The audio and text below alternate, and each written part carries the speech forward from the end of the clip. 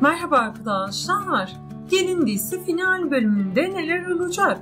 Dizimiz ne zaman final yapacak? Dizimiz hangi sebepten dolayı final yapacak?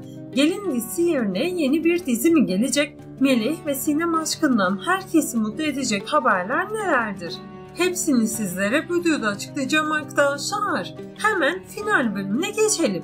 Gelin dizisi final bölümünde öncelikle Hançer ve Cihan için çok güzel günlerin geleceğini belirtelim. Çünkü Hançer ve Cihan'ın mutlu olmaya hakları vardır. Bu nedenle dizinin senaristi herkese bir sürprizde bulunmaya karar verir. Bu sürpriz tabii ki Hançer ve Cihan aşkını ezeli ve ebedi bir aşka dönüştürmektir. Cihan ve Hançer şimdiye kadar hep kötülüklere ve acılara maruz bırakıldı. Hançer ve Cihan aşkını kıskananlar bu aşkı yok etmeye çalıştı. Ama çifte kumrularımız aşkına sahip çıkmayı başardı. Bu aşka yapılan her bir kötülük çiftimizin arasındaki büyük bir çınar ağacına dönüştürdü. Bu nedenle Cihan ve Hançer mutlu olmayı herkesten çok hak etti. Önümüzdeki bölümde Hançer'le bebeği Cihan'ın hayatını baştan şekillendirir. Cihan bundan sonra bir aile babası olmaya karar verir. Hançer ve Cihan'ın arasındaki aşkı görenler onlardan imrenir.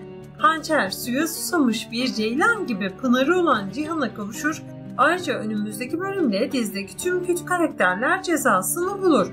Böylece dizideki tüm kötü kişiler en acı bir şekilde cezalandırılıp çiftli kumrularımız olan Cihan ve Hançer'in hayatından çıkar. Öncelikle Beyza'yı çok acı bir son bekliyor olacak. Beyza öncelikle Nusret'in ölümünden sorumlu tutulacak. Hemen ardından Beyza hapse girer ve psikolojisini bozar. Beyza kendi kazdığı kötülükler içine yalnız başına can çekişerek ölür. Mukadder de önce felç kalır. Beyza ölmeden önce Mukadder'in felç kalışından istifade edip ona eziyet çektirir. Beyza Mukadder felç kaldığı için onun ayağına büyük iğneler batırır.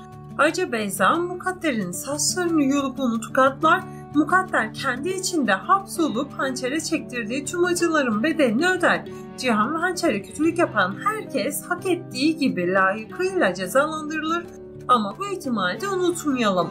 Eğer Hançer Beyza'ya karşı dikkatli olmazsa Beyza Hançer'i öldürür. Beyza Hançer'i kaçırıp önce onun psikolojisini bozar. Beyza Hançer'i her gün dövüp ona eziyet çektirir. Hatta Beyza Hançer'in gözlerinin önünde onun doğurduğu bebeği öldürür.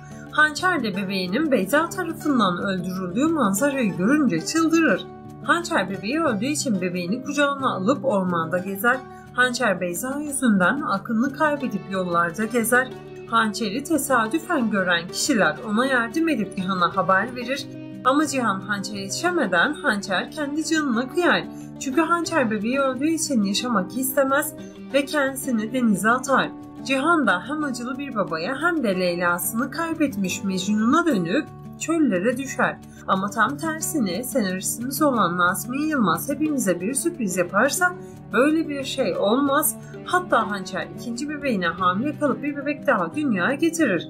Yani Hançer ve Cihan saadet dolu bir hayata kavuşur.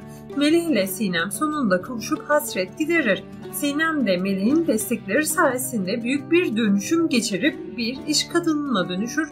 Dizimiz de yakında final edecek. Dizimiz final yapacağı için dizinin yerine yeni bir dizi gelecek. Bu dizi aşk ve intikam konulu bir dizi olacak. Dizimiz tam bir tarih vermek gerekirse 2026 yılının Haziran ayında final ederek ekranlara veda edecek. Dizinin final etme sebebi diziyi tadında bir dizi olarak bırakmaktır. Peki sizce finalde en çok neyin olmasını isterdiniz? Hoşunuzu bekliyor olacağım. Bakalım siz bu konuda ne düşünüyorsunuz? Böylelikle bu bölümün de sona gittik arkadaşlar. Daha çok video için abone olmayı, beğeni atmayı ve bildirimleri de açıp ondan satmayı unutmayın arkadaşlar. Tekrardan görüşmek üzere. Kendinize iyi bakın.